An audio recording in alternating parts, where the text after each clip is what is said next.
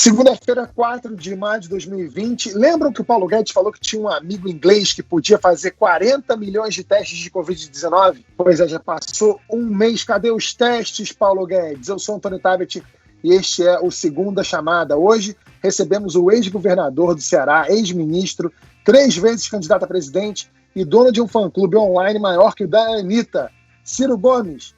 Nossa amiga do olho do furacão da pandemia, direto de Nova York, Lúcia Guimarães. A mulher que merecia um adicional de insalubridade só por frequentar aquela padaria que o Bolsonaro também vive visitando, Juliana Braga. E a única mulher do Brasil que mantém cabelo e sobrancelha impecáveis depois de um mês de quarentena, Mara Luque. No programa de hoje, como a desigualdade brasileira se reflete na crise do coronavírus. E daí? O e daí de Bolsonaro, que está de novo fazendo manifestação contra o Congresso e o STF. E onde está o dinheiro prometido a empresas e pessoas no Brasil? Roda a vinheta, Bia, que o Segunda Chamada está começando.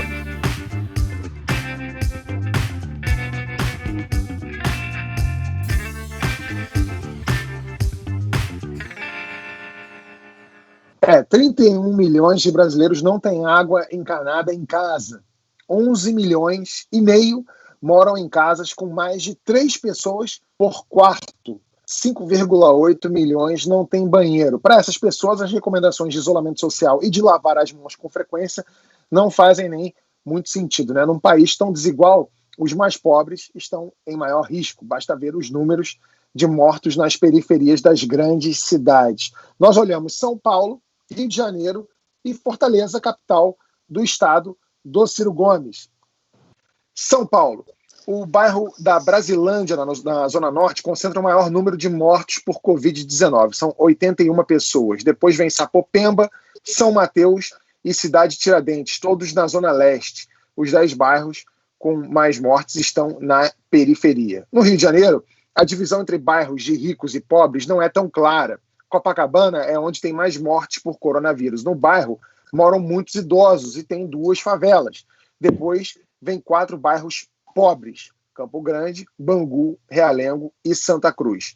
Nas favelas do Rio já são 55 mortes confirmadas por Covid-19, segundo o levantamento da Voz das Comunidades. Em Fortaleza, Barra do Ceará, Vicente Pinzon e Cais do Porto são os bairros com mais mortos. Ciro, essa questão estrutural de desigualdade nas cidades do nosso país é bem conhecida, né? Sabendo disso, os prefeitos não podiam ter se preparado melhor para a pandemia, inclusive o Roberto Cláudio, prefeito de Fortaleza, que é do seu partido? O que você acha? Bom, deixa eu cumprimentar você, Tabet, eu agradecer a oportunidade de estar mais uma vez no My News conversando, cumprimentar a Mara, cumprimentar a Lúcia, que está lá em Nova York, numa situação também bastante crítica, e a Juliana. Veja, é possível que a gente diga, olhando de trás para diante, que qualquer pessoa podia ter se preparado melhor. Mas, na verdade, se você tem que o coronavírus não tem vacina nem remédio, não há nada que você pudesse fazer a não ser 2 coisas. Uma, garantir no prazo mais rápido possível o isolamento radical, e Fortaleza foi uma das que experimentou por primeiro, e, em segundo lugar, se preparar para receber a quantidade de pessoas que iriam ser contaminadas, dada a velocidade sem precedentes desse vírus assassino.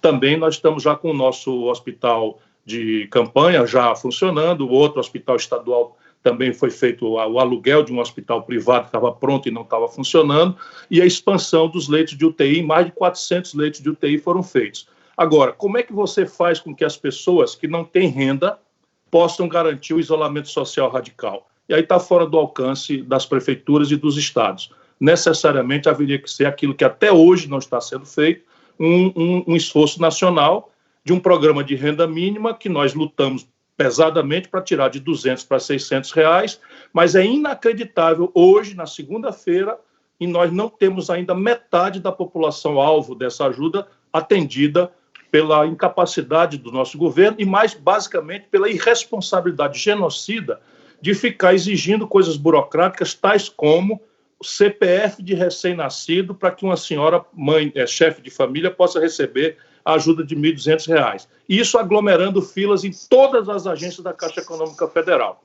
Então, repare, era possível fazer alguma coisa? Talvez fosse. Talvez decretação do lockdown mais radical, ou seja, o isolamento com força de polícia, com força de lei, mas isso não foi feito porque no país você teve essa gravíssima contradição do próprio poder central ficar dando orientações desiguais ou contraditórias para o conjunto da sociedade.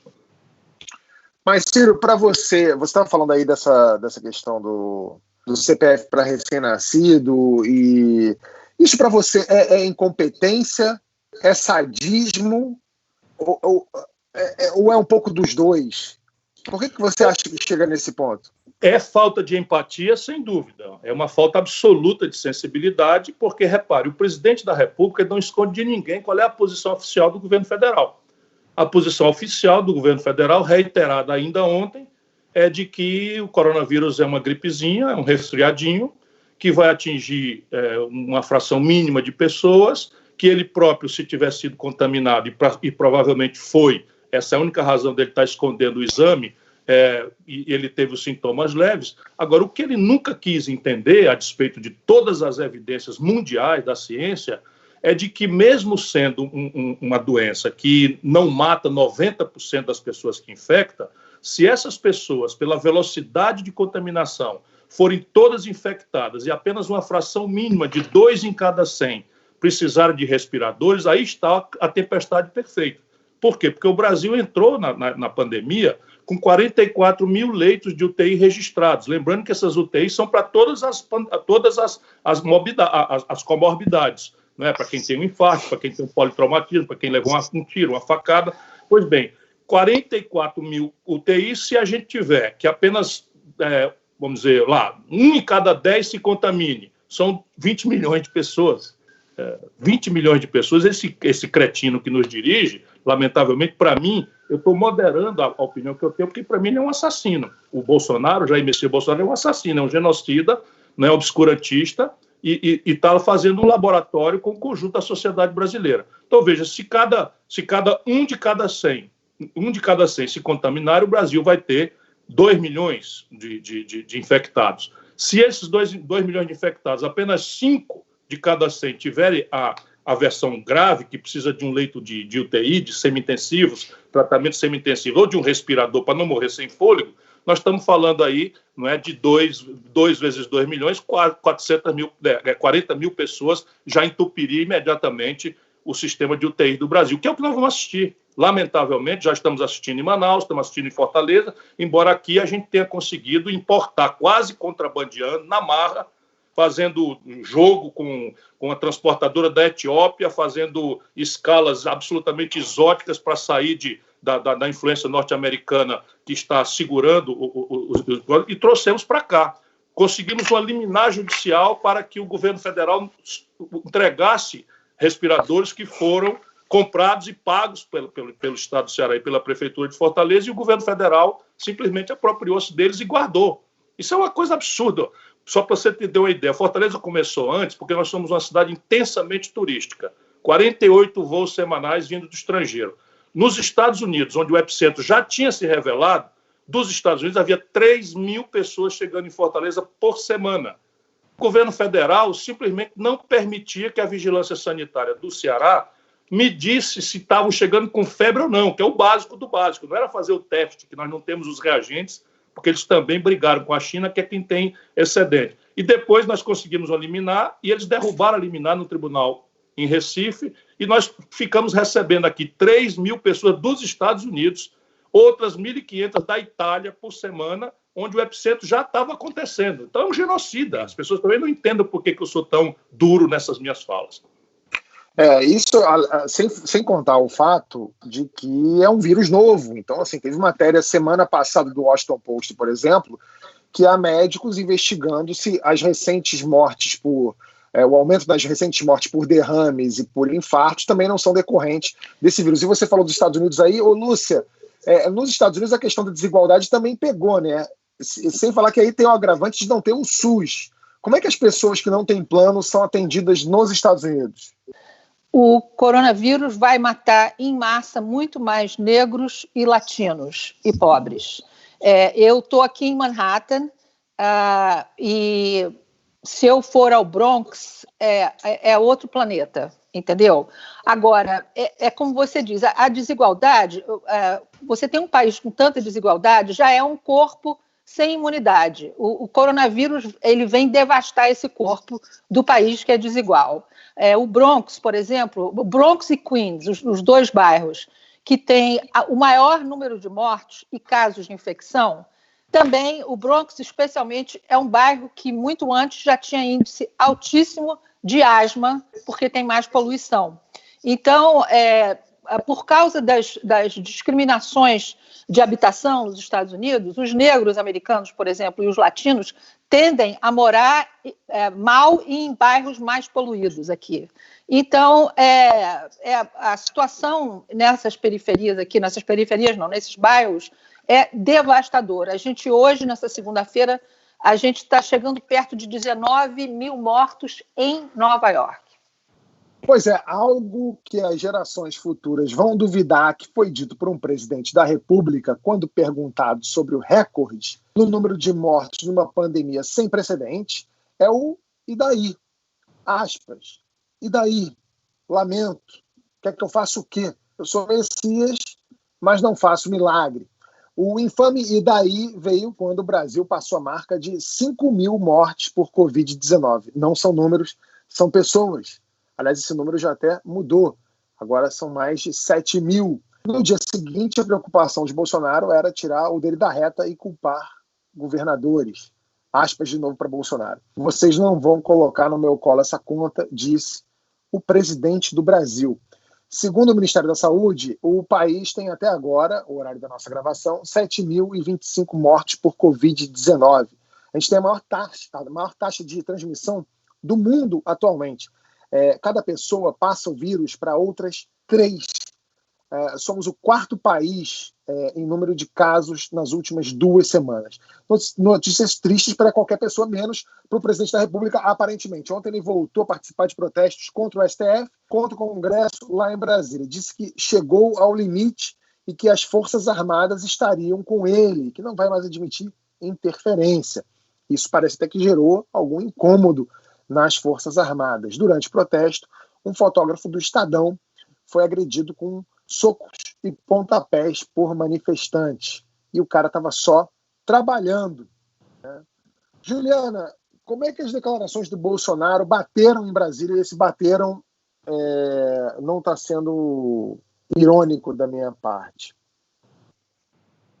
Nunca pega bem, né, esse tipo de declaração. As próprias Forças Armadas ficam ali incomodadas quando o presidente menciona o apoio delas com relação a esses atos antidemocráticos. Agora, a gente precisa ressaltar o seguinte: ontem, quem se manifestou foram alguns governadores que já têm feito oposição, o Rodrigo Maia se manifestou, mas a manifestação acabou ficando muito mais focada na agressão aos jornalistas, que é, de fato, uma coisa lamentável. A gente não precisa agredir se a gente não concorda, a gente basta mudar, tem tanta informação disponível, nada justifica a agressão. Mas com relação aos atos antidemocráticos, eu percebi que dessa vez houve uma manifestação um pouco mais tímida do que das demais. Alguns parlamentares, por exemplo, mais ligados ao Centrão, que da outra vez fizeram manifestações mais contundentes, dessa vez não fizeram. Talvez devido ao fato de que agora estão se aproximando do governo, negociando cargos e tudo mais. Tem a questão também do inquérito que já está rolando no Supremo Tribunal Federal, então acaba que o Supremo também não se manifesta, porque agora essa é uma questão de justiça, está lá sendo tocada pelo ministro Alexandre de Moraes. Mas a gente tem que lembrar o seguinte também: hoje saiu uma pesquisa do Instituto da XP com o Instituto IPESP, e aí a gente vê o seguinte: a avaliação do presidente Jair Bolsonaro está piorando, atingiu 49% de ruim e péssimo. Então, ele acirra o discurso nesse momento em que sua popularidade está ainda mais desgastada. No entanto, a avaliação de ótimo ou bom continua em 27%, em torno ali daqueles 30% que a gente fala que é um número meio mágico para os analistas dessas pesquisas, porque garantiria uma posição aí no segundo turno. Então, ele acirra esse discurso, ele compra uma briga com uma parcela grande da população, mas faz um aceno para essa base dele mais radical, essa base mais fiel, que está, sim, contra as instituições, que está contra o Congresso Nacional, que critica o Supremo Tribunal Federal e que defende, independente de quais vão ser as conclusões do Supremo Tribunal Federal a respeito disso, mas essas pessoas defendem, sim, atitudes antidemocráticas, a intervenção das Forças Armadas e, enfim, essas coisas lamentáveis. Então, assim, a gente tem que ter essa atenção também. Está aumentando o desgaste do presidente? Tá, mas ao mesmo tempo essa radicalização acaba reforçando muito o peso dele dentro desses 30% que estão fechados com ele, pelo menos até agora. Isso que a Juliana descreveu é exatamente a estratégia americana, que é de ficar com essa minoria, claro, que pode ganhar no colégio eleitoral e perder no voto popular. E isso me parece muito a cartilha que o Banoninho, o filho Banoninho, deve soprar no ouvido do pai, que é essa de radicalizar, quebrar tudo e manter esse bloco fiel de lunáticos. Só para vocês terem uma ideia, uma igreja, tem um estado aqui em que os evangélicos, uma igreja evangélica em que morreu o pastor e vários fiéis, foi para a justiça para reabrir. E eles continuam se aglomerando, mesmo o pastor da igreja tendo morrido, entendeu? Então, essa aposta na irracionalidade. Eu acho que o que aconteceu nos Estados Unidos, eu não sei se o Ciro concorda, apostar na minoria. Eu tenho tentado avisar aqui no debate brasileiro, muitas vezes, quem está guiando toda a macroestratégia política do Bolsonaro é o Steve Bannon. O Steve Bannon é quem dá. O que o Bolsonaro é um maluvido, como a gente chama por aqui pelo Nordeste. Ele é uma figura que é fora de qualquer racionalidade, ele é um burro, mas a macroestratégia é essa. Então, de vez em quando, o Bolsonaro faz uma bobagem fora do script, mas a grande estratégia aqui é ligada é feita pelo Steve Bannon, que hoje através do Banoninho, né? O filho dele faz parte, é o dirigente dessa ONG, que é a ultradireita internacional. O filho dele dirige aqui no Brasil, mas ele é só o contato para estabelecer, né, porque, na verdade, a presidência da República Brasileira foi comprada pelo baronato, pela plutocracia trumpista dos Estados Unidos. Isso é claro. Ontem, por exemplo, teve um símbolo disso. Enquanto o povo estava, aquele grupo de fanáticos estava ali atrás das grades, na rampa, desce um camarada ao lado do Bolsonaro com a bandeira dos Estados Unidos e uma bandeira de Israel, ao lado dele, descendo a rampa do Palácio do Planalto. E, assim, a explicação, por que o Bolsonaro repete o negócio da cloroquina no Brasil? Porque o Trump fez aí. Aí o que acontece? O Trump fez aí nos Estados Unidos, mas ele é muito bem assessorado. E, imediatamente, quando ele viu o erro, ele volta atrás e passa a culpar a OMS, passa a inventar inimigos exóticos, etc., etc., que é macroestrategicamente falando, mesma linha do Bolsonaro. E aqui o Bolsonaro não soube voltar, que é a coisa de ser maluvido, ele não soube voltar atrás, então apostando mais no mesmo. Isso me faz, Juliana, ter um pouquinho menos de pessimismo e uma leitura menos superficial dessas pesquisas. Quem votou no Cidadão, olha, eu sou objeto do voto popular há muitos anos, não é? Aqui no meu estado eu nunca perdi uma eleição, eu não tenho uma rádio, não tenho uma empresa, não tenho uma televisão, e, enfim, sou uma pessoa polêmica, tenho um lado, vivo tomando posições muito duras, não estou medindo a questão para ficar do meu lado. Mas eu sei como é que funciona o voto. O voto, ele é uma espécie de comunhão de alma. Eu diria a você que é quase um casamento. Então, até você desfazer um casamento, o desgaste vai sendo suportado. É uma comparação apressada, tosca, mas assim, é mais ou menos isso. A relação é uma relação de paixão, no primeiro momento, de esperança, de depositar no eleito, naquele escolhido, os seus valores, e aí vamos ter clareza. Tem aí uns 10, 15% de brasileiros boçais. Lamento bastante dizer isso, gostaria que fosse 1%, que não fosse ninguém, mas tem 10, 15% de brasileiro boçal, que acredita que a Terra é plana, que acredita que enfim, nessas baboseiras todas, racista, homofóbica, enfim, tudo de ruim.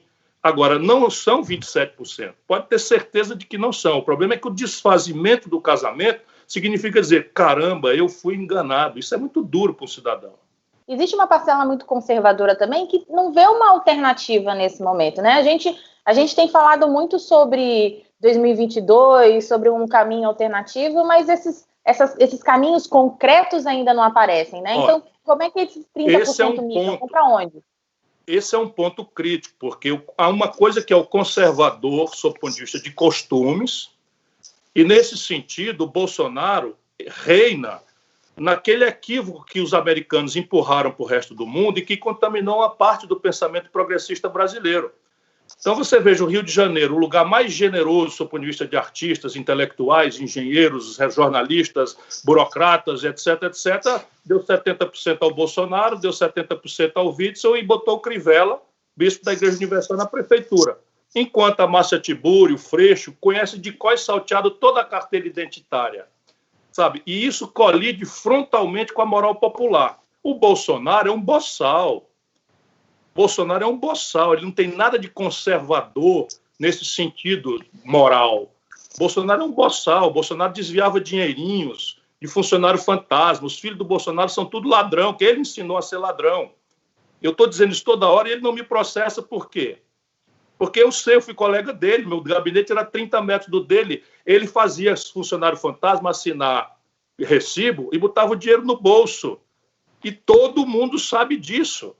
Percebe? Então, daqui a pouco, os verdadeiros conservadores em matéria de costume também vão perceber que tem uma nota de R$3 aí, que tem uma fraude. Depois você tem o conservadorismo econômico. Hoje, ele ainda tem o suporte do baronato financeiro brasileiro, mas essa mistura de juro para baixo, crise econômica violenta e absoluta incapacidade de responder ao drama da economia está fazendo até o lucro dos bancos despencar. Eles vão jogar o Bolsonaro no caminho para achar aí um Bolsonaro sem a boçalidade bolsonarista. Portanto, eu não duvido muito de que esses 27% vão se esfarinhar por esse encontro da tragédia no manejo da saúde pública com a tragédia econômica sem precedentes que ele não sabe como fazer. E, ou seja, daqui a pouco ele vai ter que botar o Guedes para fora e experimentar esse nacional-desenvolvimentismo superficial desses pseudo-estadistas que são generais de pijama que estão ao redor dele, que acham que entendem de política, que acham que conhecem o Brasil, não conhecem coisa nenhuma. Agora, outro dia, apresentaram o PowerPoint como se fosse uma proposta, não é, de redimir a economia brasileira. Mara, o Ciro está falando aí dessa realidade econômica que pode esfarinhar esses 27%, mas tem uma outra pergunta para você que você pode emendar com até que você queria fazer para o Ciro. A gente está vendo as pesquisas aí e toda vez as pesquisas falam a mesma coisa. Assim, a avaliação do governo Bolsonaro está piorando, mas ele está mantendo aí esses 35% que gostam dele. E a avaliação do Bolsonaro está piorando, mas ele está mantendo esses 33% que gostam dele. E a avaliação do Bolsonaro está piorando, mas ele está mantendo esses 30% que gostam dele. Isso. Hoje a avaliação do Bolsonaro está piorando, mas ele está mantendo esses 27% que gostam dele. Ou seja, de grão em grão, essa galinha está perdendo o papo, né? Porque ele está perdendo ali 2, 3 em cada pesquisa. Ou seja, ele tá desidratando. E essa manifestação de ontem, que com a câmera ali no chão, as pessoas falavam assim, estamos aqui, somos milhares. Aí a câmera subia 3, 4 metros, você via ali que não tinha 2 ônibus, né? Porque carreata, você põe uma carreata, o Eduardo Bolsonaro botou um vídeo assim, olha só quantos carros aqui nós temos. Eu falei assim para ele, eu até respondi ele no Twitter, eu falei assim, meu amigo, isso aí é um Maitá sábado, né? Não precisa nem ser dia de semana, nem hora do rush. Ele está desidratando, o que você acha, Mara?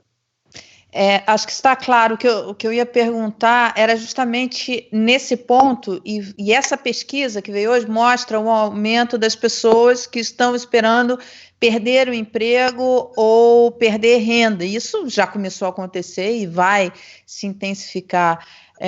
Ciro, você acompanha bem essa parte econômica e a influência dela na política, né? Quer dizer, o ex-presidente Lula, todo mundo falava, não, nada cola no Lula, porque a economia estava bombando na época do mensalão.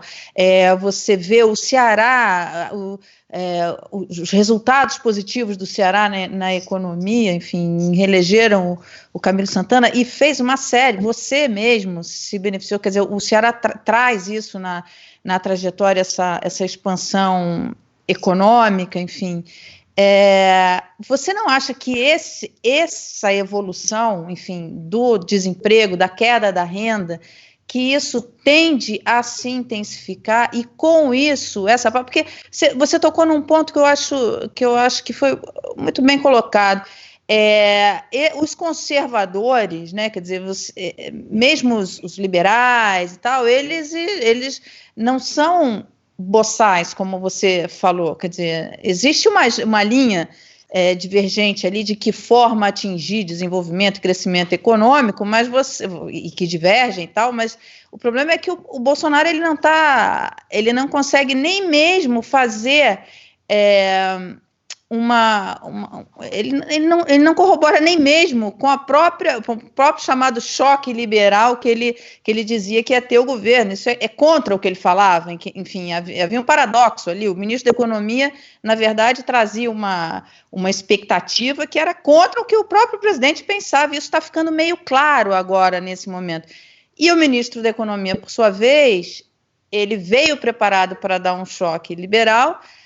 A realidade se impôs e a impressão que passa é que ele está meio perdido de como, na verdade, vai cair no colo dele, tem que fazer um grande programa keynesiano, que ele parece que não sabe, parece que ele está vivendo um luto e não sabe como lidar isso. Você não acha que todos esses ingredientes juntos vão afetar a economia de uma forma até maior do que se tivéssemos uma estratégia definida para como enfrentar isso daí? E isso vai conseguir, então, tirar essa popularidade que o presidente ainda consegue manter?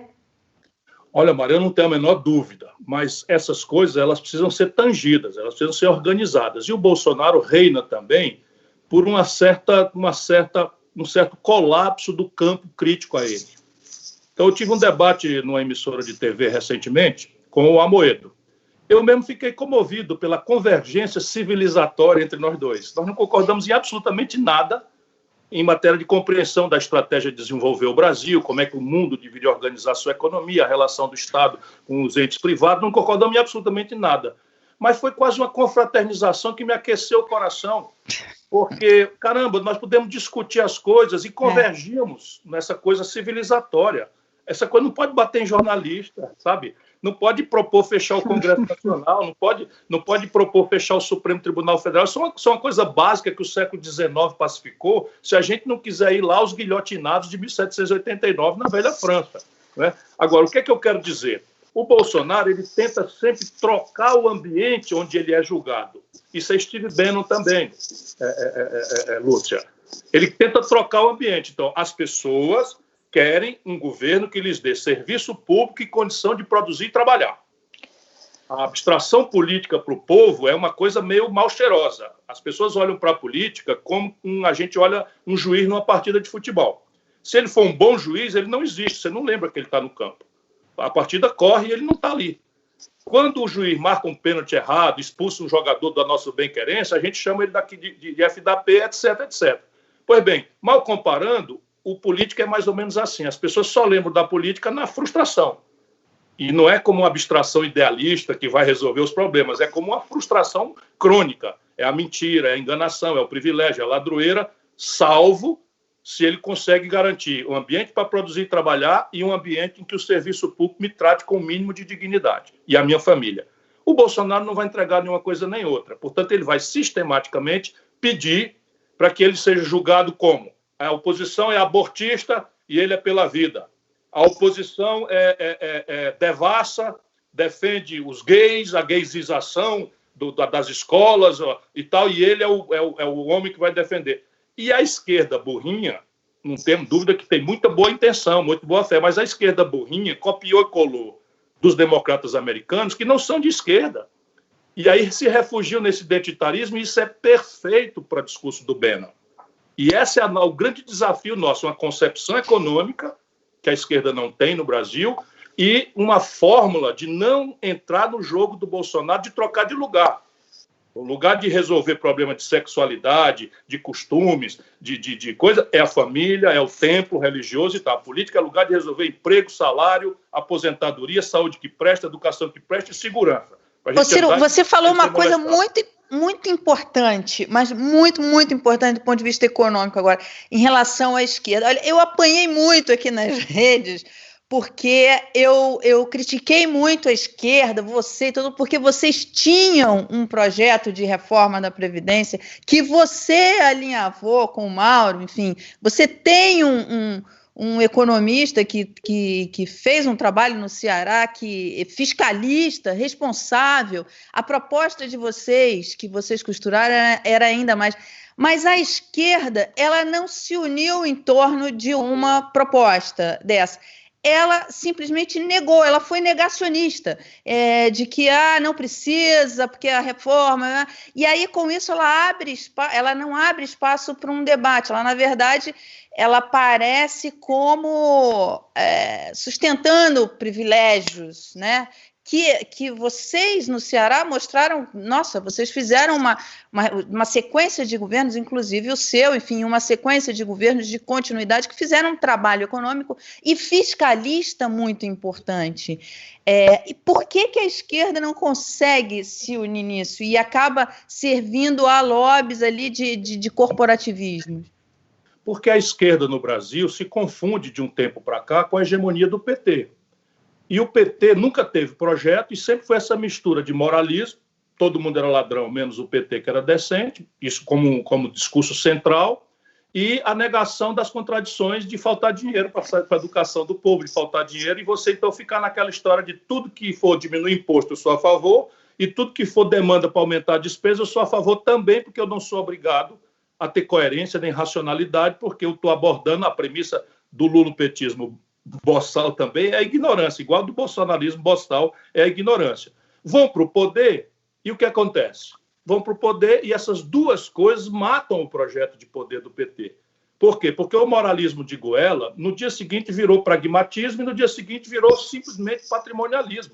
Apropriar o governo como um todo, porque a causa da revolução justificava moralmente você entregar Furnas para o Eduardo Cunha, R$1 bilhão de contrato para o Eunício Oliveira sem licitação na Petrobras, lotear a Petrobras com o PP, que agora o Bolsonaro está fazendo, entregar ao Valdemar Costa Neto o DENIT, que agora está fazendo de novo, entregar para o Roberto Jefferson o ministério disso ou daquilo outro e tal, e depois o Correio, depois brigaram, etc, etc. Tudo muda para não mudar nada. E a proposta econômica foi simplesmente tentar humanizar o caminho do Fernando Henrique, que era câmbio flutuante, superávit primário como é? Câmbio flutuante, superávit primário e... Meta de inflação? Meta de inflação. Simplesmente a mesma coisa, não mudou rigorosamente nada.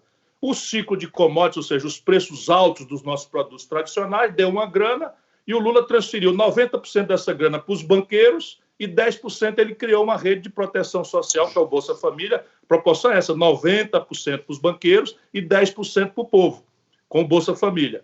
Mas isso com a Dilma morreu, porque os preços de commodities destruíram-se. O Brasil vendia o petróleo a $110, passou a vender a 30, vendia $190 a tonelada de minério de ferro, passou a vender a 38, e aí o país quebrou, ou seja, e o escândalo generalizou-se. As duas pernas da falta de projeto do PT criaram uma força muito poderosa no Brasil, na qual o Bannon surfa, que é o antipetismo.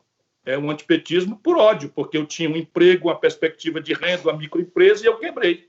Perdi o emprego, me caí no crédito, tem 63.700.000 brasileiros com nome sujo no SPC. Agora, isso é uma tragédia brasileira, mas a gente tem como consertar isso. E esse é o trabalho ao qual eu estou dado. Não é serviço fácil você cutucar o bolsonarismo boçal e o lulopetismo boçal de um lado e do outro ao mesmo tempo. Governador, eu queria fazer uma parte que é também uma meia-culpa da imprensa. Eu acho que o que a gente chama de conservador, os conservadores americanos chocados com a eleição do Trump, que se reúnem num grupo que aqui é apelidado de Never Trumper, eles começaram a fazer o meia-culpa deles. Isso, o que a gente chama de conservador, frequentemente, o que a gente viu ontem em Brasília, não é conservadorismo, é niilismo. É niilismo total, é completa amoralidade, é culto da morte. Isso aí não é conservadorismo. Tanto que os conservadores exilados aqui, na era do Trump, eles estão começando a dizer: a gente apoiou a invasão do Iraque, a gente dizia que queria responsabilidade fiscal e disparou o déficit. Então, eu acho que cabe à imprensa, a comentaristas, a gente taxar o rótulo de conservador em pessoas que são simplesmente nihilistas é um desserviço. Concorda, governador? Eu concordo em gênero, número e grau e faço um apelo para que a grande mídia brasileira, especialmente a mídia comercial, lhe ouça. Porque, veja, nesse momento, por exemplo, você tem tudo, uma certa preguiça, eu não acho que seja má fé, mas uma certa preguiça você chamar um magote de corrupto de centrão. Ora, o centro político tem uma relevância grave nesse momento. E você está associando o centro político a uma direita corrupta. Corrupta, assim, a moda dos anos 40, a moda dos anos 50, fisiologia pura e rasteira, ladroeira, banditismo explícito, já com condenação transitada em julgado, pena paga, sabe? Suspensão condicional de pena, e chama centrão. Isso desorienta o nosso povo. Agora, governador, semana passada, inclusive, eu conversei com vários parlamentares da bancada evangélica justamente para entender isso um pouco melhor. E o que eu ouvi desses parlamentares é que eles veem uma identidade entre os eleitores deles, dos evangélicos, e os eleitores do presidente Jair Bolsonaro. Tem esse fator religioso aqui no Brasil também, e eu fui atrás disso até em função da pressão que o jornal Estado de São Paulo noticiou na Receita para que a Receita perdoasse dívidas das igrejas. Então, eu acho que também tem, assim, é claro que defender o fechamento do Supremo não é uma pauta conservadora, não era disso que eu estava tratando, mas o que a própria bancada evangélica aponta é que existe sim uma identidade entre os eleitores, e mesmo esses parlamentares da bancada evangélica que discordam desse tipo de atitude, como a criminalização do Congresso Nacional, se veem numa posição de dificuldade até em criticar, porque existe sim ainda uma defesa muito contundente, segundo eu ouvi desses parlamentares, do presidente Jair Bolsonaro. E aí eles levantam um dado, que é um dado até do IBGE, que é o seguinte: a nossa população hoje, cerca ali já de próximo de 30%, é uma população evangélica. E eles já apontam aí somam com militares também, e aí eles fazem nessa conta esses 30% aí, que, como o Tabet observou, vem diminuído, mas ainda está na margem de erro dos 30%, que seria esses 30% mais conservadores. Vai além da questão de fechamento do Congresso, de fechamento do Supremo, a gente tem aqui também um fator religioso, né? Olha, esse é um assunto novo para o Brasil, mas é um assunto antigo nos Estados Unidos. E quem gosta de estudar, refletir sobre as coisas, não é? Esse neopentecostalismo midiático, isso daí é uma coisa que já está vista nos Estados Unidos e a sua influência relativa. No Brasil, de novo, é o Steve Bannon que traz essa coisa, tudo importado para cá. Nós temos que distinguir, porque o Brasil é o Brasil. O Brasil não é a América do Norte. O nível de escolarização do Brasil é menos de 1/3 do nível médio de escolarização norte-americana. Então, uma coisa é você, é a imensa comunidade evangélica de gente boa, trabalhadora, que tem uma cultura de autoajuda muito relevante, né, que durante os períodos Lula prosperou porque acreditava em si mesmo e, de repente, viu essas conquistas todas darem para trás na debate econômica. É impressionante. O país vai cair 7%, 8% esse ano, e nunca ninguém viu isso. Mas nós vimos em 2 anos do PT 3,2% e 3,3% com a Dilma. Nunca houvera isso na história do país. E as pessoas se sentiram enganadas. Então, como é que o Bolsonaro /Bannon acessa essa população? 2 formas. Uma, o tema identitário, e nisso ele se escora nessa esquerda pouco lida, ou é na esquerda, isso é liberalismo tosco, é uma fragmentação da sociedade, porque a esquerda tem uma compreensão universal de superação da miséria, da desigualdade, e na medida em que uma parte dela perdeu a compreensão pelo debate do marxismo-leninismo, e ela tem uma generosidade, uma alteridade, uma solidariedade natural com as pessoas, ela vai para esses temas, porque, de fato, a mulher é discriminada, o negro é discriminado, a população LGBTQI é discriminada. Isso tudo sendo verdade, você acaba se refugiando nesse fragmento, como se a soma dos interesses identitários fosse o interesse nacional, e não é.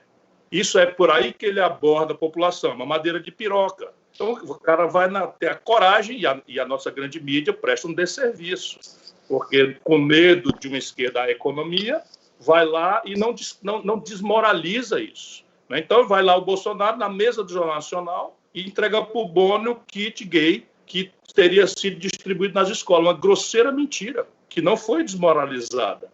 Até, olha, nós examinamos e não é verdade. Mas a gente sabe que o que chega no povo é aquilo que é repetido em horário nobre, é novelizado em horário nobre. Todo mundo sabe disso. Pois bem, nós temos essa culpa para dar. O outro lado, infelizmente, e aí não é evangélico, é católico, é budista, seja o que diabo for, é que tem picareta explorando a fé do povo. Esse Marco Feliciano gastou R$157 mil de dinheiro público para botar uma dentadura bonita. Isso vai na contramão de qualquer testemunho cristão. Sabe, o cristão não faz isso. Esse ódio, essa coisa de ficar insultando enfermeira, isso atenta contra o testemunho de Jesus. Essa coisa de explorar a população numa hora difícil como essa, claro que isso é uma minoria pequena, mas isso existe. Né? Então, você não pode tomar parte pelo todo. E como os políticos temos muito medo, né, dessa manipulação de sentimento religioso para se meter em política, você acaba fazendo uma omissão. Outro dia, inacreditavelmente, o Lula propõe ao PT criar o movimento evangélico do PT. A questão não é essa. A questão é devolver ao povo a convicção de que o Estado tem que ser laico para quê? Para defender a pluralidade da fé, para defender o direito de cada um ter de adorar a Deus ou não conseguir adorar a Deus da forma como lhe for conveniente e oportuna. Isso é o que nós temos que fazer pedagogicamente. Meu irmão, adora a Deus, mas não deixe que a adoração a Deus seja manipulada por um espertalhão que vai vender até seu voto para interesses do subalterno como esse de pagar uma dentadura, né, de R$174 mil com dinheiro público que não tem hoje para comprar respirador. E nesse momento, essa pandemia poderia até, apesar da pandemia ser esse caos, disso tudo de ruim que a gente sabe, ela poderia, nesse aspecto, pelo menos, ser pedagógica, né? Porque aqui no Brasil eu costumo dizer que política é futebol, futebol é religião e religião é política aqui. E o que teve de pastor aí que estava anunciando a cura para a pandemia e teve que fechar o culto porque não conseguiu arrumar a cura, não estava. Olha, mas deixa eu dizer, Tabet, o povo é muito mais sábio do que a elite supõe.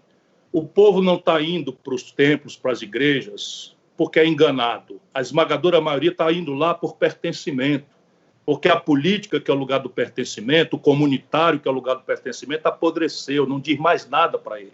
E as pessoas precisam ter pertencimento, precisam ter uma rede comunitária. E, assim, na verdade, a maioria dos pastores presta um serviço extraordinário. Aqui em Fortaleza eu conheço. Aqui não tem um deputado sequer eleito por igreja. Aqui no Ceará não tem um deputado sequer eleito por igreja.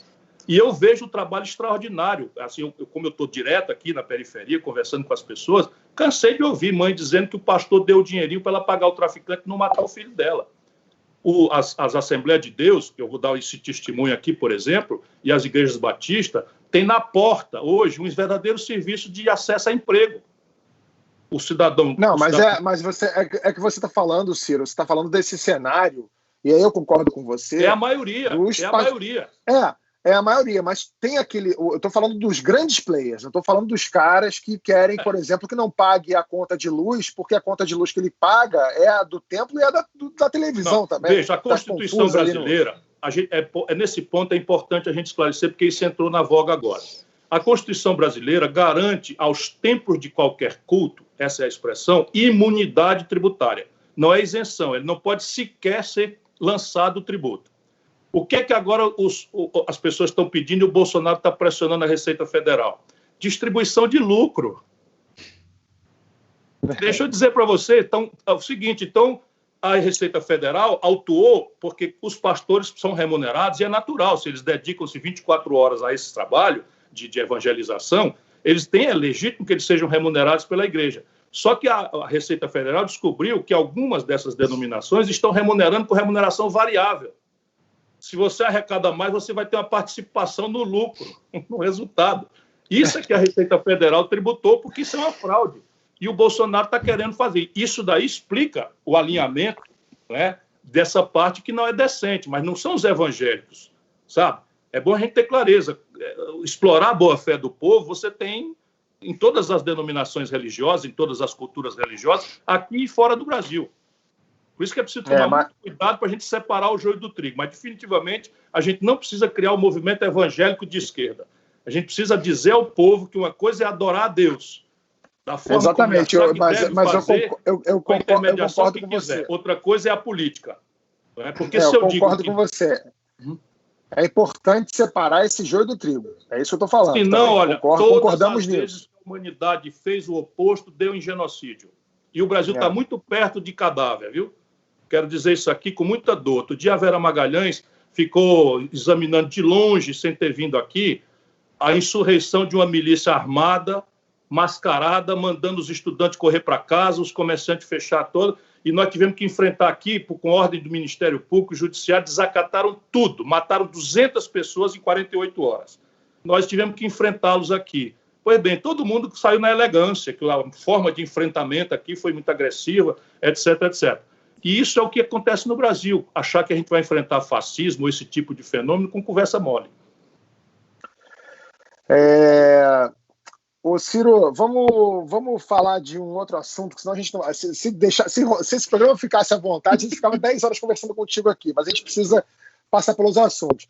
Eu vou falar agora das mensagens trocadas com o presidente Bolsonaro, entre o presidente Bolsonaro e o ex-ministro Sérgio Moro, né? Depois de mais de 8 horas de depoimento, o ex-ministro foi na Polícia Federal e apresentou tudo lá. No dia do depoimento, o Bolsonaro chamou o ex-ministro de Judas. O Eduardo Bolsonaro disse que o Sérgio Moro era um espião. Ciro, você já foi ministro, né? Quando você está numa posição dessas e você tem acesso, como é que funciona? Você acha que essas informações do Moro, elas são de que tamanho? Passar 8 horas lá, eu até brinquei, falei que ele não tinha 8 horas de trabalho de Bolsonaro depois de 30 anos de baixo clero para falar, precisa muito mais. O que tem ali, Ciro? Vamos aguardar, mas eu acho que não tem nada relevante, a não ser mais do mesmo. Porque, repare, o Bolsonaro é burro, mas não rasga dinheiro. Não é? Isso é um ditado popular aqui no Ceará. Né? O camarada ele não trabalha contra o seu próprio interesse, a não ser quando não percebe. E o Bolsonaro estava cansado de saber que eles usavam o Sérgio Moro como uma grife, né? Para cumprir essa pseudo-regra do moralismo. E as pessoas no Brasil esqueceram que foi assim que o PT chegou no poder. O moralismo, a denúncia moral, todo mundo era pilantra, todo mundo era desonesto. E o Bolsonaro, um picareta de longa data, que roubava, vou dizer de novo, roubava dinheiro da gasolina do gabinete dele, 30 metros do meu. Quem quiser, eu estou insultando a imprensa brasileira, é só comparar, eu fui deputado colega dele, então é preciso pegar o meu gasto com gasolina e o gasto dele e fazer o seguinte, quantos quilômetros por litro rodado o carro tipo faz? E você vai ver que o Bolsonaro botava gasolina e dá para rodar o planeta Terra, é tudo falso, recibo falso, numa conversa, e botar o dinheiro no bolso. O auxílio moradia botava o dinheiro no bolso. Ele disse na campanha que usava o dinheiro para comer gente. E como interessava destruir a esquerda, etc., etc., ninguém deu bola. E aí está o resultado. Então, repare, eu não acho que, francamente, o Bolsonaro tenha dito ao Moro mais do que aquilo que é razoável um presidente dizer. Olha, eu estou incomodado. Esse negócio desse cara da Polícia Federal não está examinando isso, não está examinando aquilo. Isso daí, francamente, depõe, na minha opinião, contra o Moro. Porque um camarada ser ministro de um presidente da República e devassar conversas que o presidente da República teve numa relação de confiança com ele não é demonstração de caráter. Ele diz que há lealdades maiores e quem julga essas lealdades? Isso é antigo, isso é funcional, não é? Qualquer país do mundo que valorize decência, ética, veja, as coisas que eu sei do Lula em confiança, eu fui auxiliar do Lula, as coisas que eu sei do Lula em confiança jamais vão morrer comigo. Por quê? Porque eu não posso virar um crítico do Lula e usar aquilo que eu sei em função de ele ter confiado em mim. Isso é uma questão de decência, de caráter. E o cara apresentar-se de paladino moral com essa base, que é a mesma base de um camarada ser juiz, condenar um político e tirá-lo da eleição e no dia seguinte ser ministro do político que ganhou a eleição porque o outro não estava na eleição, ou pelo menos é razoável que se diga isso. Isso é uma lesão ética que não se recuperaria jamais num país minimamente sério. Falar em conservadorismo americano. Vê se alguém faria isso nos Estados Unidos. Alguém que se evadiu de servir no exército nos Estados Unidos não entra para a presidência da República. Não, entrou. o Bush teve que mostrar que serviu na Guarda Nacional. O Trump teve 5 deferimentos e 2 ou 3 deles por um problema no osso que ele não tem. Tem razão, mudou muito, tem razão. Mudou Mas muito. o Trump é exceção em muitos valores aí. Você acha que o ex-ministro Moro é candidato? Ele hoje navega nessa maionese, sabe? Porque, de novo, qual é a proposta do Moro para o desenho econômico brasileiro? Qual é a compreensão que ele tem da pandemia, da saúde pública? Qual é o desenho do SUS? Existe subfinanciamento? Qual é o problema gerencial? Como é que a gente tem que amadurecer uma educação que nos transforme num país que seja pelo menos metade da qualificação argentina? Então, qual é a ideia dele? Não, no estagiário, vamos botar ele na presidência da República, ele começar a aprender. Ora, isso é o Bolsonaro. Piorado. Ciro, qual seria qual o caminho que você enxerga para a retomada econômica, enfim, para a saída dessa crise? Vários economistas liberais, eles agora convergem, né, que, de fato, você tem que ter uma presença do Estado para conseguir superar, dado o tamanho da tragédia que vivemos, enfim. E isso é uma coisa recorrente em outras tragédias, em outras crises, enfim, nada que a gente tenha vivido ainda perto do que estamos vivendo agora. Você mudaria alguns dos seus pilares? Como é que você enxerga a saída? O grande debate hoje, por exemplo, é a questão de emissão ou não emissão de moeda. Você é a favor ou contra a emissão? Você mudaria alguma coisa? O que você mudaria dos seus princípios de gestão econômica, enfim, de propostas, dado essa nova realidade? Vamos raciocinar juntos. A primeira grande questão, que é uma intoxicação ideológica, é o mercado, leia-se, a iniciativa privada, sozinha, tem capacidade de nos tirar dessa encalacrada? No Brasil e no mundo? A resposta é muito simples, de jeito nenhum, nem remotamente. Isso está claro, inclusive, no tamanho da ajuda que os Estados Unidos estão dando, né? Você pode falar isso para a gente. Quase 3 trilhões de dólares e contando, tá certo? Inclusive com a brutal emissão de moeda, nunca vista na história do mundo, né? Embora o dólar tenha certas atipias personalíssimas que o nosso real não tem ainda. Eu ajudei a criar o real, mas ele não tem essa moral toda ainda.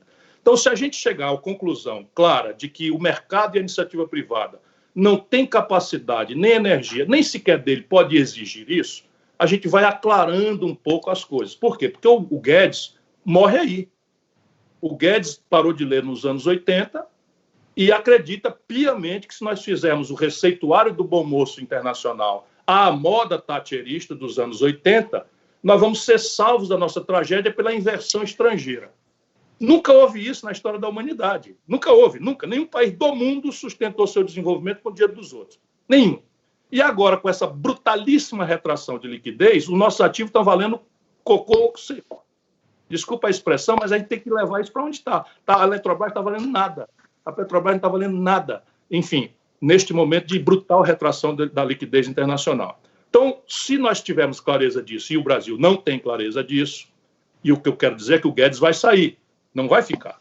Porque é uma obviedade contundente. Até o Bolsonaro, na estupidez dele, cercado dos generais, com essa formação superficial que as academias militares dão, de um nacional-desenvolvimentismo pouco lido, muito old-fashion, muito mofado, muito antigo, mas eles têm uma premissa de que é o Estado o responsável por resolver o problema estratégico de um país como o nosso. Isto dito, vamos à raiz do problema. Toda ela, a raiz, já estava desenhada antes da crise. A crise apenas coloca o cubo, ou o quádruplo, ou o octógono, 8 vezes mais, que eu não estou lembrando aqui qual é o multiplicador, o que nós já tínhamos. Então, primeiro motor, o colapso do consumo das famílias.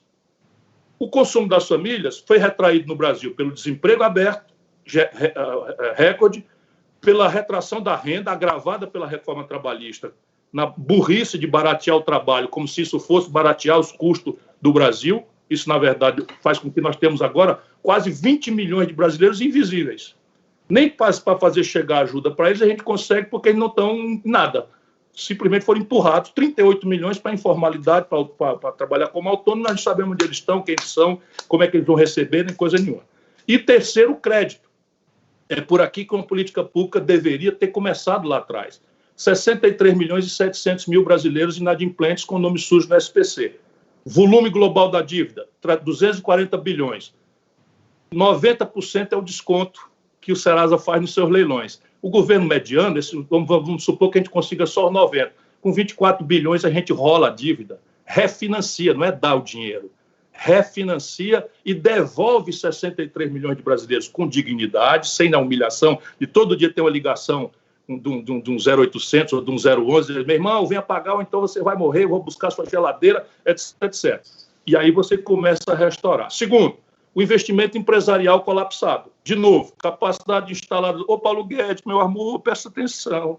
Capacidade instalada no Brasil antes do coronavírus estava ocupada em apenas 70%. Você acha que alguém vai abrir uma fábrica de geladeira, se a fábrica de geladeira hoje é capaz de produzir 1.000 e só está produzindo 700 porque não tem quem compre? Por que esse investimento não tem? Porque o empresariado está devendo 1 trilhão e 400 bilhões de reais vencido.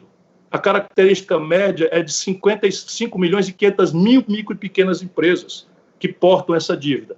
Eu proponho que você, em vez de financiar com reservas cambiais especuladores que estão especulando contra a nossa moeda, hoje está aí a 5,50 de novo, para financiar meia dúzia de especuladores, que a gente crie um fundo soberano com 100 bilhões de dólares do 386 e faça um processo de empréstimo, de reestruturação do passivo empresarial, em que o hedge, dado que o juro lá fora é negativo e o câmbio está no máximo de alto, o hedge sai muito barato. E o juro sai muito barato e você troca dívida interna vencida, colapsada a juro estúpido, por dívida externa de longo prazo barato e permitindo, desde que o empresário que entre nesse programa de financiamento contra garantias reais, que pode ser nos ativos da própria empresa, sharing, participação, BNDES-PAL, 1000 ferramentas há. Mas resolver esse problema. Terceiro, o investimento público. O investimento público que estava previsto no Brasil antes do coronavírus era de ridículos 9 bilhões de reais. Isso é disparado o menor volume de investimento da história. Só para vocês terem uma ideia, o Ceará está investindo 6 bilhões. A Prefeitura de Fortaleza está investindo 2 bilhões de reais neste ano de tragédia. O Brasil tem hoje, minha cara Mara, 1 trilhão 355 bilhões de reais no Caixa Único do Tesouro Nacional, que são recursos vinculados a fundos que estão aí sem utilização desde 10 anos atrás, como o Fundo de Universalização das Telecomunicações, o FUST, faz 10 anos que não aplica, mas está lá escrituralmente, portanto, nem é emitir dinheiro, nem é emitir dívida, nem tem impacto sobre a questão fiscal, sob o ponto de vista de apuração de déficit primário, a não ser nesse conceito burro que eles estão fazendo.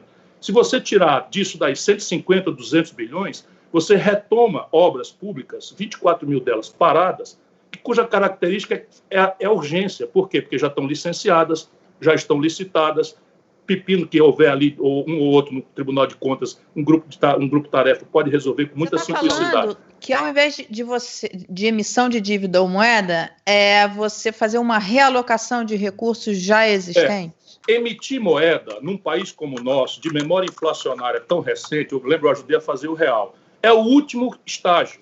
Nós não devemos banir essa possibilidade, porque essa possibilidade está no manual de ferramentas.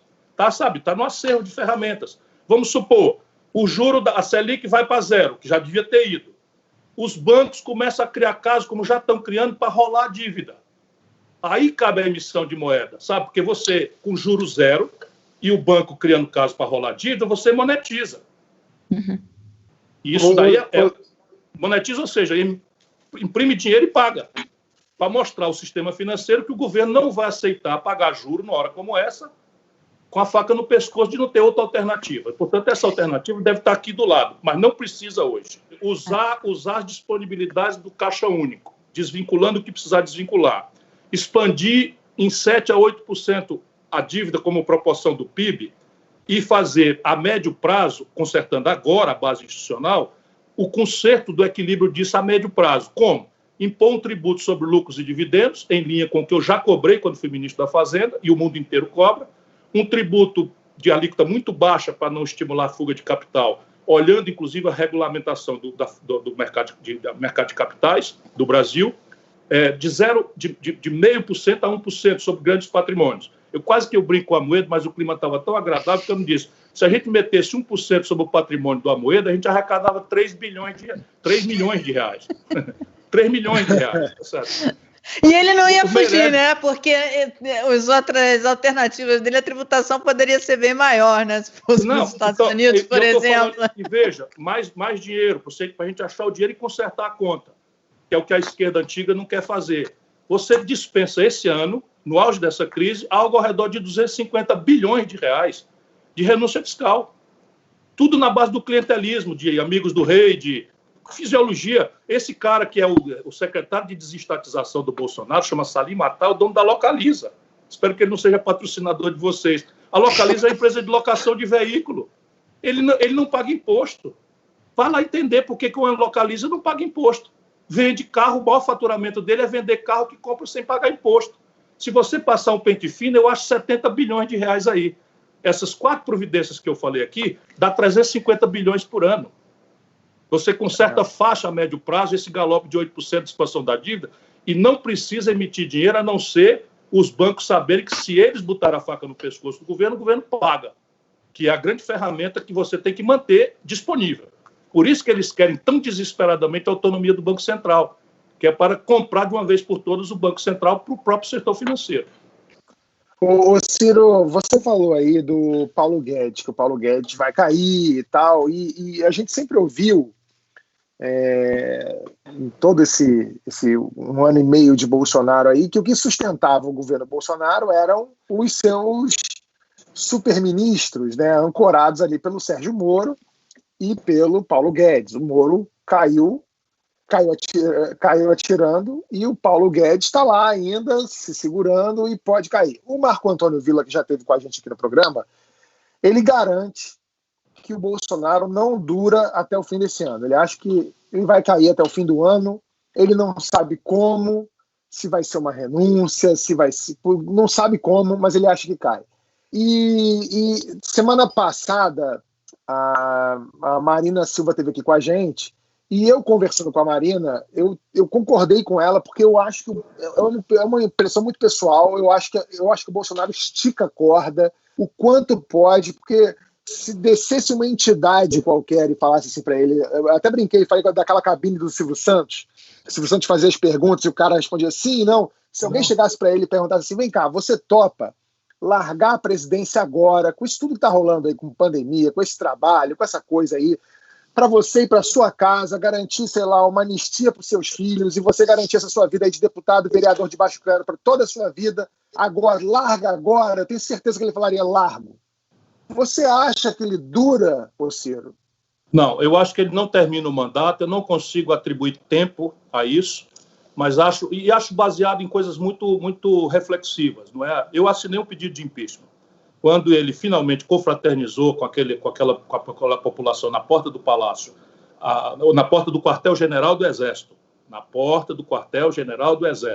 confraternizou com aquela malta pedindo o fechamento do Congresso, a volta do AI-5, eu disse, agora passa a ser omissão e politicagem se eu não cumpro a minha responsabilidade. Ele cometeu vários crimes de responsabilidade. Então eu assinei, junto com o PDT, um pedido de impedimento, de impeachment, e ele está aí aguardando uma decisão processual do Rodrigo Maia para andar ou não, junto com outros 30 pedidos que entidades importantes do país estão fazendo. Por que eu digo que ele não termina? Ele não termina porque, no caso brasileiro, o presidencialismo traz em si o germe de um impasse. Só 3 presidentes na história moderna terminaram. Qual é a característica desses 3 presidentes? Uma habilidade inexcedível em anestesiar conflito, em contemporizar até na conta de abuso, que são Juscelino Kubitschek, Fernando Henrique e Lula. O Bolsonaro tem a mesma lógica de impasse e ele só agrava essa lógica de impasse. Qual é a lógica de impasse? É o povo esperar do presidente da República resposta para aquilo que interessa, não é abstração política. Se a gente não deixar o Steve Bannon mandar no debate, o que interessa é emprego, salário, crédito, aposentadoria, saúde que funcione, educação que funcione e segurança para a gente andar em paz. Se isso ele não entrega, e não há a menor chance dele entregar, ele vai achar Satanás, ele vai botar a culpa no Congresso, vai botar a culpa nos marcianos. Enfim, se a gente deixar, ele vai fazendo isso e vai trocando de ambiente onde ele deve ser julgado por religiosidade, por moralismo, por uma série de coisas, sendo que é uma cédula de R$3 mesmo nesses valores. Isso é que me faz ter mais ou menos segurança de que ele não termina o mandato. Entretanto, antes disso, ele vai espernear. E espernear significa que ele vai tirar o Guedes e vai botar alguém em linha com essa orientação aí de retomar obras e de gerar emprego. Por quê? Porque ele já está esperneando. Você imagina o que o Bolsonaro teve que engolir de arame farpado com cocô, e o Steve Bannon deve ter dito para ele, ou engole, ou se prepara o pijama, que você não vai ser só impedido, você vai para a cadeia. Aí ele chama o Roberto Jefferson, aí ele chama o Valdemar Costa Neto, aí ele chama o Ciro Nogueira, ele chama, enfim, chama essa gente toda que a gente conhece, o Kassab e tal, para vir em socorro dele. O que ele está fazendo? Corretamente, do ponto de vista dele. Ele está homogeneizando o governo, tirando as contradições de dentro, para ele fazer um governo menor, mas dele. Por isso o Guedes vai sair também. E está tentando fidelizar aquele terço que ele acha que tem na opinião pública dentro do Congresso Nacional, fazendo pagar o preço de trocar de imagem. Vai tentar segurar a imagem, mas ele está topando trocar de imagem desde que esse terço dê para ele lá os 150, 180 deputados que ele precisa para inibir o processo de impeachment, que é o que hoje ele tem.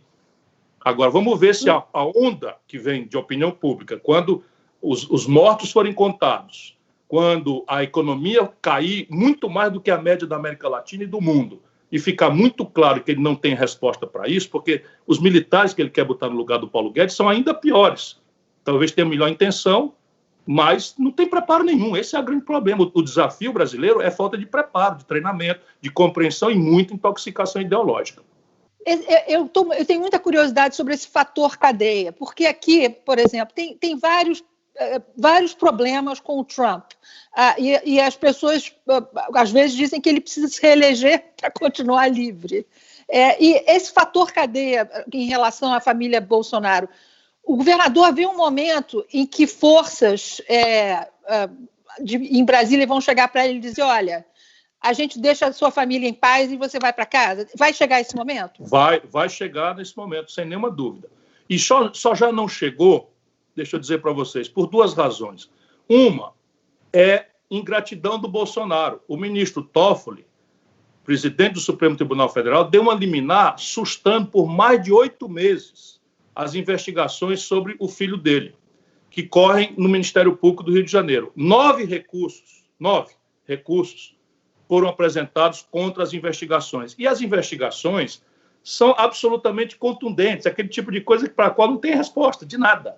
Só que no curso delas, eles encontraram crimes muito mais graves do que esse negócio de roubar dinheiro de funcionário fantasma, que é a conexão com as milícias do Rio de Janeiro e os mecanismos de lavagem de dinheiro. Por exemplo, já existe claramente, a grande mídia brasileira não deu bola para essa informação que já saiu no Intercept. Isso aqui é uma coisa absurda na grande mídia brasileira, em que se descobriu a contaminação do dinheiro roubado dos gabinetes dos filhos do Bolsonaro para financiar prédios em áreas ilegais dominadas pelas milícias em Rio das Pedras e outros lugares, por onde se cobra R$150 mil por um prédio ilegal ou aluguéis, à força de ameaça de morte que as milícias fazem.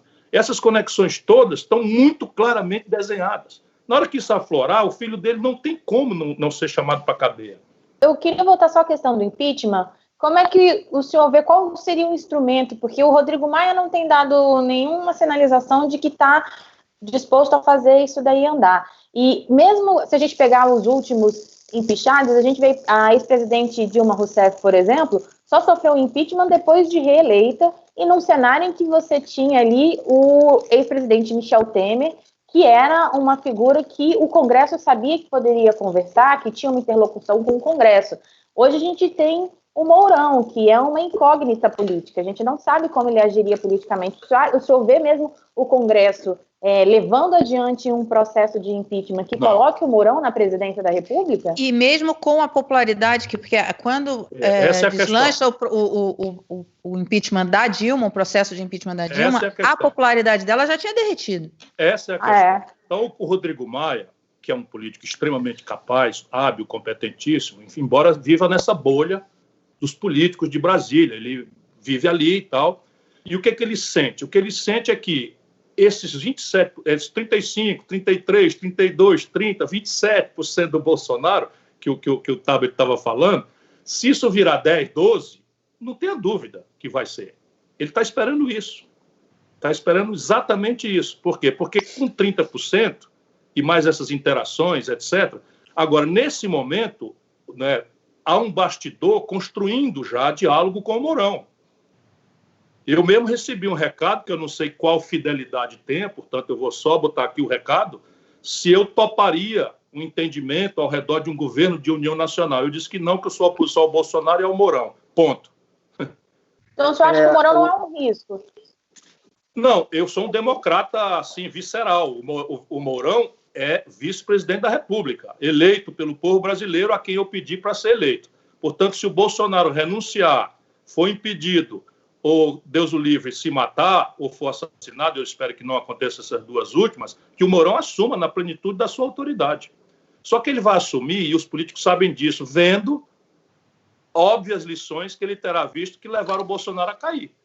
Portanto, ele vai tentar botar a bola de volta no centro do campo, vai tentar, peraí, não deixa disso, vamos conversar e tal, e isso pode ser um recomeço para o país. Eu na oposição, naturalmente, mas respeitando a integridade, vamos dizer, institucional do mandato dele.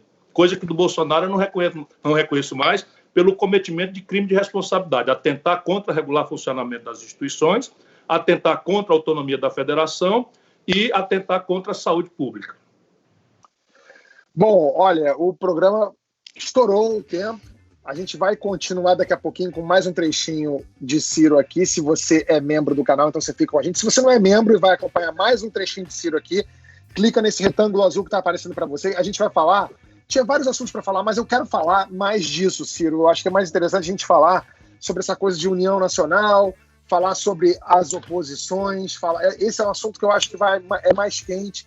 Então a gente vai falar disso para os nossos membros do canal daqui a pouquinho. Se você não é membro, clica aqui no retângulo azul, a gente vai continuar conversando. Se você não é, a gente se vê semana que vem com mais um Segunda Chamada. Tchau, tchau.